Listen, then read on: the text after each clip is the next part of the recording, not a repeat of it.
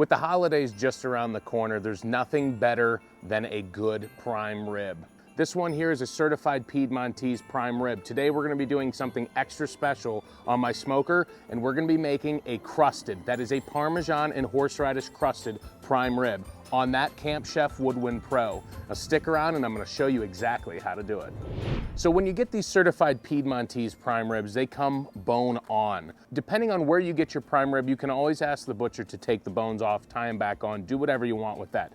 Now we're gonna be doing this bone off because we're going to be using a crust. Now I went through and I trimmed all of this back so that the excess fat is off the surface, the silver skin is off the surface, and I went ahead and I seasoned this with my Grillaholics SPG plus butter, and I put it on a wire rack and put it back into the refrigerator. I did that to allow the salt and everything to penetrate for several hours before it was time to actually get started. Now we're gonna be doing some additional seasoning. The SPG plus butter isn't overly salty, but it had a good enough salt content to where we could do this ahead of time, let that salt penetrate the meat for a few hours in the refrigerator and exposed to some air. I'm gonna be using some of the Bearded Butcher's Brock Lesnar blend, and we're gonna use that to just add a little bit more seasoning and flavor to this prime rib. Now this is a nice thick cut of meat, so you know it's okay to put some seasoning on it. Be sure to season all sides. Now typically I would use like an olive oil binder and dry this off, but I had already dried it off really well. I pat dried it, and then I put these SPG plus butter onto this prime rib roast and put it into the refrigerator. So the moisture that has seeped out of it and has made the surface a little sticky and tacky already is coming straight from the beef, so we're gonna leave it on there. Since we're gonna be crusting this, we need something that helps the crust stick, especially up front in the initial part of the cook. We've already blended down some breadcrumbs, some Parmesan, some Romano. We'll talk about that in here in just a moment. But I'm gonna be using some truffle aioli. This truffle aioli will be great on this beef, and honestly, we're just using a little bit as a binder. So, and we're gonna get this nice and lathered up here. So for the crust for this prime rib, I took some Parmesan, some Romano, some French baguettes, some garlic, some horseradish, some parsley, some salt and pepper. We put it in the food processor. It blended it down to kind of a tacky breadcrumb. So we're gonna be using this, and we're just going to pack this onto the surface of this prime rib. And I made plenty. I'll put the entire recipe down in the description. But I made plenty because I knew some would go to waste as we tried to get it to stick onto this prime rib. Now, unfortunately, we're not gonna be able to put it on the bottom, but it works out just fine because we're gonna crust all of the sides. Now the binder, along with using some of those moistened ingredients like the horseradish, like the garlic, will help this crust actually adhere to the surface of the prime rib itself. And some of it will get knocked off in transport, which we'll deal with here in just a few moments. Now comes for the tricky part. Get yourself a wire rack, and you're gonna wanna try and carefully pick this up. And some of the breadcrumbs will fall off. That's why I said it's okay to have a little extra. Once we get it onto the wire rack, we'll replace some of them. And there you have it. You have a Parmesan horseradish crusted prime rib. We're gonna get this into the Camp Chef Woodwind Pro. Let's get over there and do it. All right, we've got this crusted prime rib from certified Piedmontese. We're gonna get this into the Camp Chef Woodwind Pro. We're gonna put this up on the top shelf, right center, just like that. We're gonna get this closed, but we are also going to get a probe down in there. We wanna monitor that internal temperature. Now the Camp Chef Woodwind Pro today is running with some hickory pellets and some hickory hardwood in the smoke box. We're running it at 240 degrees. We're gonna run this until the prime rib itself is reached about 120 degrees internally. Then we're gonna have to sear it. We'll show you the progress along the way, show you what it's looking like, but honestly, it's a waiting game at this point. It's the middle of December and it is a cold day. We're out here filming this prime rib, and I gotta use my Camp Chef Ponderosa propane fire pit to stay warm. Sometimes we're out here for an hour at a time working on things, and man, does it get cold. But having this just right in the middle of my setup where we can stop and stay warm or stand near it while we're working is absolutely great. I'll put a link down in the description for any of you who are like me out here in all elements doing a bunch of cooking. These Camp Chef Ponderosa fire pits are absolutely great.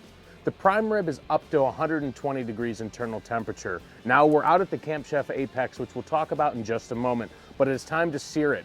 Since this is a gas grill as well, a 6-burner gas grill, we're gonna go ahead and just turn these burners on. We're gonna get this thing up and we're gonna sear this till we get about 128 degrees. We want this grill to run about 400, 450 degrees, and we will do our best to manage that with these gas burners. So let's go ahead and get started. All right, we have reached 128 degrees internal temperature on this prime rib. It is time to pull it and let it rest. We're gonna let it rest for about 15 minutes and then we're gonna slice into it. So let's go ahead and get this thing out. And man, oh man, does that crust look incredible. Wow. It smells delicious too. It crisped up real nice. Let's go ahead and get this into rest. We'll see you in a few. As you can see, I'm out here at the Camp Chef Apex. That's not exactly how we started this video out. If you recall, we were working on the Woodwind Pro. Now, whenever you're cooking, you can encounter problems, and sometimes they're catastrophic. For some reason, I had a flame out error on the Woodwind Pro, and I could not get it started again. I think there might be an issue with the auger.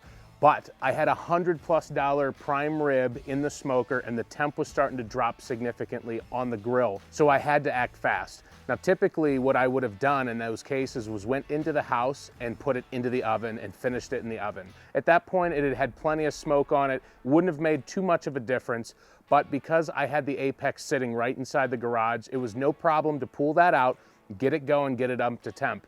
Now, the one thing that I should have thought through when I was making this prime rib was I planned on searing it inside of the grill. If you saw my last video, I used my flamethrower. Well, with that crust, I was afraid it wouldn't do us any good.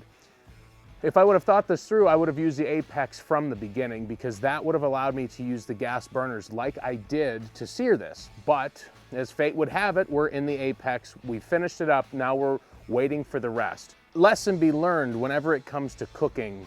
Just like we talked about catastrophic events, always have a backup plan.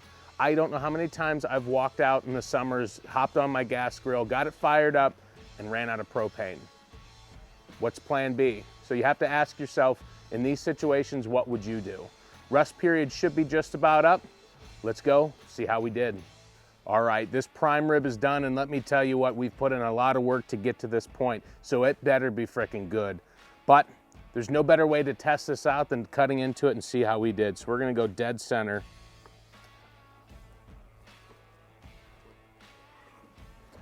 You're getting first look with me. Nice and pink. Should be a nice medium rare. It's time to cut into this and actually see how well we did.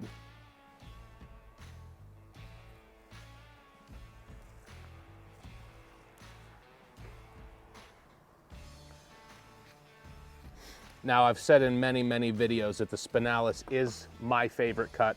So that's what we are going to be eating today. This is my first crusted prime rib. We're gonna give it a try today. That flavor is incredible. I'm trying to think if I think it's the Parmesan or the Parmesan and Romano. The cheeses themselves are really, really standing out. Absolutely freaking delicious. That beef from Certified Piedmontese from the get-go is some high quality beef. So pretty much anything you do to it's going to be good. But we seasoned that up. We crusted it with that Parmesan horseradish Romano crust. And let me tell you what, this might be my favorite prime rib that I have ever made.